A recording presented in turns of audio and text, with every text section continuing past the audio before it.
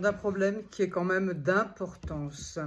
Et en tant que soutien inconditionnel de François Asselineau, eh bien, nous devons tout simplement en parler et débattre dessus, puisque ce point-là a un impact sur le redressement de la France et la possibilité effectivement qu'il soit bien placé à la présidentielle 2027.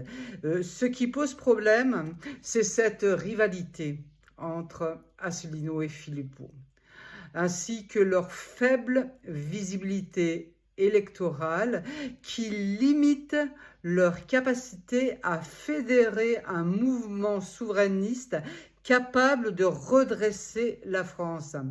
Asselineau, de son côté, en refusant des alliances, privilégie la pureté idéologique de l'UPR, mais reste confiné à une audience qu'on caractérise, une audience de niche.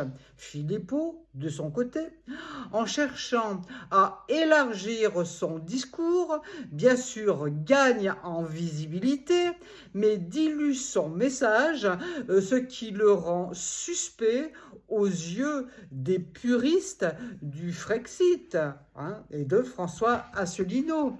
Et le boycott d'Asselineau qui est assuré par les médias mainstream est bien entendu moins prononcé pour Philippot en raison de son passé médiatique et son style qui est plus adapté au format télévisé et de sa capacité à capter l'attention des sujets d'actualité.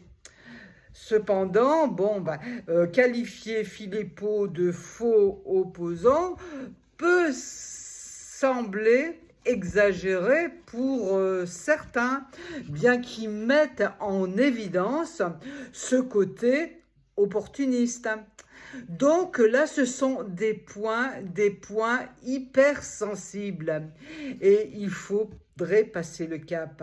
Il faudrait passer le cap et sortir justement l'audience concernant François Asselineau qui est considéré comme une audience de niche. Donc il faut passer le cap, arriver à élargir et faire en sorte qu'on avance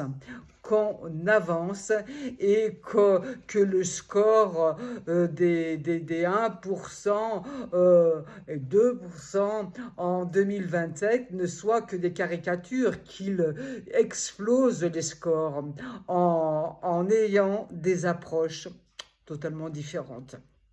Qu'en pensez-vous? Vos réactions?